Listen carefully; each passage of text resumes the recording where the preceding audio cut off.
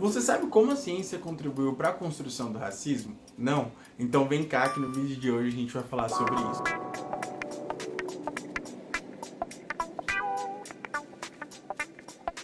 E aí pessoal, tudo bem? Sejam muito bem-vindos ao canal Revolta Popular, essa sua iniciativa coletiva de produção de conhecimento aqui na internet. Bom, primeiramente eu queria começar agradecendo a todo mundo que vem interagindo com a gente, vem comentando nas nossas redes sociais. Isso é extremamente importante para a continuação do nosso trabalho. Então, se você ainda não é inscrito, eu peço que você se inscreva no nosso canal, ative as notificações, porque assim que tiver vídeo novo você vai ficar sabendo.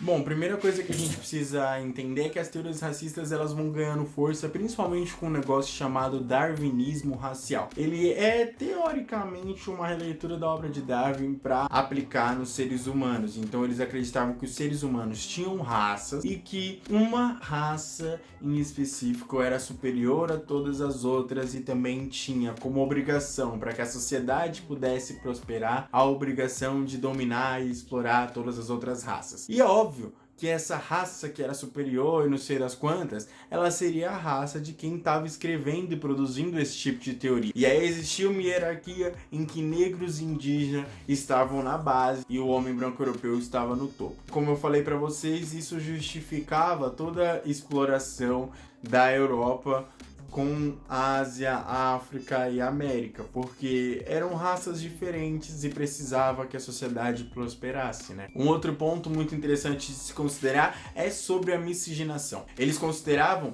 que como a raça branca era superior e as outras raças inferiores, pior do que essas raças consideradas inferiores era a mistura entre raças. Então eles consideravam que a miscigenação ela era uma degeneração, ela era errada, biologicamente problemática e produzia indivíduos errados e problemáticos e não sei o que.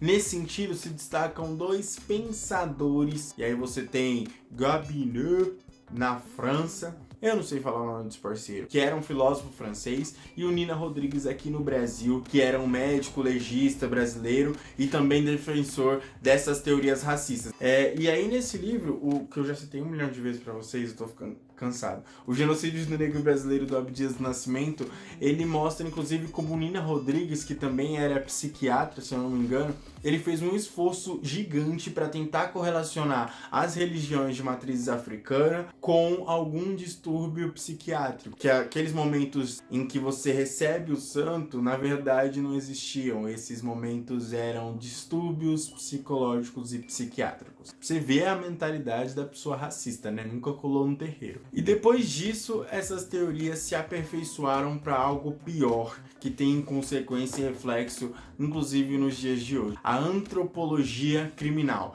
desenvolvida e aperfeiçoada pelo pensador italiano Cesare Lombroso. Esse eu sei falar o nome. Basicamente, na sua obra, ele pretende mostrar como identificar um criminoso mesmo antes dele cometer um crime. Aí você pode pensar, meu Deus, o que pode ter de bom nisso? Nada, né? Por quê? Como que você identificava como é o criminoso antes dele cometer o crime? Porque ele acreditava que o crime ele não está relacionado a fatores sociais, e sim biológicos. Olha só essa coisa. Então, a partir disso, ele fez um estudo, e aí, por exemplo, o tamanho do crânio, o tamanho da mão, espessura do corpo, tatuagem, esse tipo de coisa ajudaria a prever quem é o criminoso antes mesmo dele cometer o crime. Então você já dá pra imaginar como era racista essa teoria, né? Porque se a gente tá tendo o homem branco europeu como símbolo de pureza e os outros extremos como os símbolos de degeneração e marginalização, qual seria o indivíduo criminoso? Ajudava a criminalizar pessoas negras, indígenas. Acontece que ela não fica no passado, né? Ela se mantém inclusive atual nos dias de hoje. Por quê? Esses dias saiu uma reportagem de uma juíza que condenou uma pessoa em virtude da sua raça. O que não é um caso isolado, acontece muitas vezes. Então a gente vê que essa antropologia criminal, tentar dizer biologicamente, com base nos traços da pessoa, nos fenótipos, quem é o criminoso, permanece muito atual, né? Começa a ganhar cada vez mais força as teorias eugenistas. Por quê? É preciso limpar a sociedade daqueles que são ruins para ela e deixar só o homem branco europeu, que era o branco, que era o branco. que era branco, mas que era bom, né, pra visão deles. E aí o que começa a acontecer são teorias de branqueamento da sociedade, que não é só Hitler que tá pensando isso. Em vários outros lugares se está pensando isso de pureza racial e eugenia. Aqui no Brasil, inclusive. Você tem, por exemplo, Nina Rodrigues, você tem Monteiro Lobato, que era um racista do caramba, né? E aí muitas pessoas pegam, por exemplo, o Sítio do Pica-Pau Amarelo e falam: nossa, mas é um livro importante, vamos ler lá o Sítio do Pica-Pau Amarelo. Se a pessoa é racista, ela é eugenista, vocês acham mesmo que não vai ter representação disso na obra dela? De verdade, o que é Tia Anastácia, se não um estereótipo racista? E aí essas pessoas, Monteiro Lobato, Nina Rodrigues, eles eram, por exemplo, contrários à miscigenação. Eles acreditavam nessa ideia de pureza racial, acreditavam que também a solução para livrar o Brasil do seu destino que estava manchado pela mancha negra era a injeção de sangue europeu nos momentos das imigrações da Europa, principalmente de italianos. Então eles acreditavam que isso salvaria o Brasil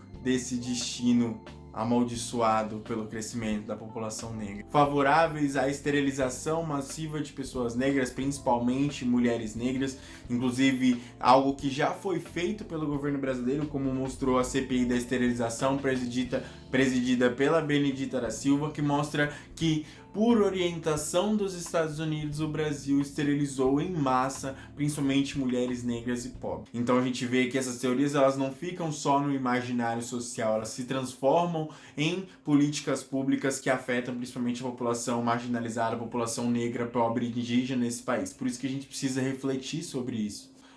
Não dá certo principalmente porque encontra muita resistência, principalmente das pessoas negras que começam a pensar sobre isso, perceber esse projeto em curso, o movimento negro que ganha cada vez mais força, começa a articular e produzir teoria para denunciar que no Brasil não existia uma democracia racial. Muito pelo contrário, existia um genocídio do negro brasileiro. Mas enfim, por que a gente precisa falar sobre isso, né? Porque a gente precisa entender que o racismo é complexo. O racismo, sendo ele produto de muita teoria, sendo ele fruto da exploração da sociedade capitalista, não vai se reduzindo a expressões individuais que a gente vai conseguir combater. E aí o que a gente precisa pensar é como funciona o racismo, como funciona a estrutura da sociedade capitalista e como a gente combate tudo isso sem entender. Esse é o nosso objetivo, que a gente consiga entender um pouco mais sobre como funciona o racismo, sobre como funciona a exploração dentro da sociedade capitalista e pensar ferramentas de transformação dessa sociedade aliada a um projeto revolucionário. Para isso, não me coloco, nem eu nem Mano Zacarias, numa função de ensinar ninguém. Estamos aqui para trocar e a nossa troca de experiência é que potencializa a nossa capacidade de mudança coletiva, porque a transformação só virá através da mobilização coletiva. Então, eu acho que a gente está conseguindo atingir o nosso objetivo. Temos aqui já 1000 inscritos, né? O que é uma marca muito importante pra gente. Muito obrigado a todo mundo que se inscreveu, todo mundo que tá compartilhando. Isso é extremamente importante pra gente. Eu espero que vocês tenham gostado desse vídeo. Se tiverem alguma dúvida, sugestão de tema, podem comentar, a gente já vai correr pra fazer. Sigam as nossas redes sociais, sigam o meu Instagram, sigam o de Mano Zacarias. Lá a gente também vai estar conversando com vocês, acompanhem as nossas postagens. E é isso, gente. Muito obrigado por tudo. Tchau.